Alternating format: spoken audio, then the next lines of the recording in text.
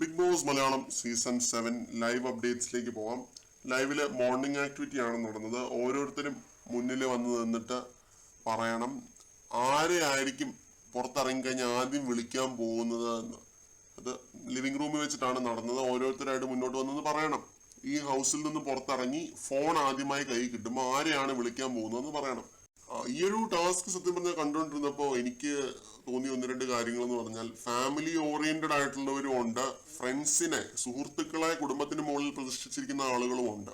അപ്പോൾ big boss ഹൗസിനകത്താണെങ്കിലും അങ്ങനെയുള്ളവരാണ്. 9 പേരുള്ളവരില് 3-4 പേരേ ഉള്ളൂ കുടുംബം എന്ന് പറഞ്ഞ് മരിക്കുന്നവര്. പിന്നെ ഉള്ളതെന്ന് പറഞ്ഞ് ഫ്രണ്ട്സ്, സുഹൃത്തുക്കൾക്ക് വേണ്ടി മരിക്കാനും തയ്യാറായിട്ടുള്ളവരാണ്. അത് അതിനെപ്പറ്റി ഒന്നും പറയുന്നില്ല. അത് ക്രിറ്റിസിസത്തിന് അർഹതയുള്ളൊരു കേസൊന്നുമല്ല. പലരും പല രീതിയിലാണ് മോൾഡായി വരുന്നത്.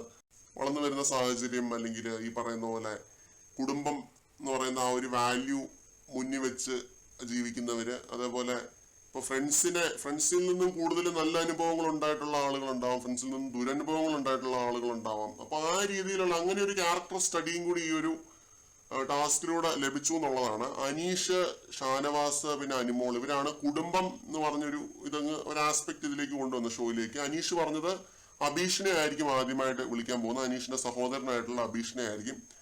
കാരണം അനീഷിന്റെ കുടുംബത്തിലെ അച്ഛനും അമ്മയ്ക്കും ഒന്നും അങ്ങനെ ഫോണും കാര്യങ്ങളും, സ്മാർട്ട് ഫോണും കാര്യങ്ങളൊന്നും ഇല്ല. അബീഷിന്റെ കയ്യിലാണ് ഉള്ളത്. അപ്പോൾ പോസിറ്റീവ് ആണോ നെഗറ്റീവ് ആണോ എന്ന് ചോദിക്കും. ആ രീതിയിലല്ല പറഞ്ഞത്, പുറത്തിറങ്ങാൻ പറ്റുന്ന സാഹചര്യമാണോ അങ്ങനെ ചോദിക്കും എന്നാണ് അനീഷ് പറഞ്ഞിരിക്കുന്നത് കേട്ടോ. പിന്നെ ഷാനവാസ് പറഞ്ഞ ഷാനവാസിന്റെ മോനെ ആയിരിക്കും ആദ്യം വിളിക്കാൻ പോകുന്നത്.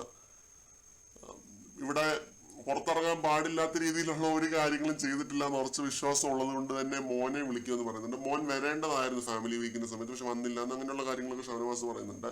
പിന്നെ അനുമോള് പറയുന്നത് അച്ഛനെ ആയിരിക്കും വിളിക്കുന്നത്. അച്ഛന് സുഖമാണോ, ഓക്കെ ആണോ എന്ന് ചോദിക്കുമെന്ന് പറയുന്നുണ്ട്.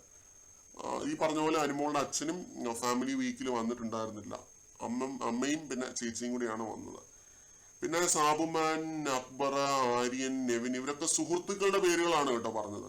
ഏറെ കടപ്പാടുള്ള സുഹൃത്തുക്കളുടെ പേരുകളാണ് പറഞ്ഞത്. ഓരോരോ പേര് സഹിതം ഇവര് വിളിച്ച് പറയുന്നുണ്ട്.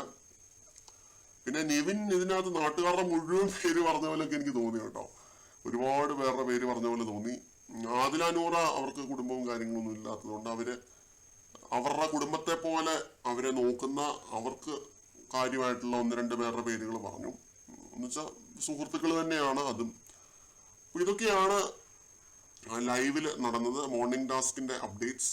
ഇതിന് ഇടയ്ക്കുണ്ടല്ലോ ഒരു വെറുപ്പിക്കൽ സംഭവം കാണാനായിട്ട് ഇടയായി. അതെന്താണെന്നുള്ളത് വേറെ ആയിട്ട് തന്നെ പറയാം. അത് പറയാനുള്ളതുണ്ട്, അത്രയ്ക്കും പറയാനുള്ളതുണ്ട്. ഞാൻ പറയാം. കൂടുതൽ അപ്ഡേറ്റ്സുമായിട്ട് വീണ്ടും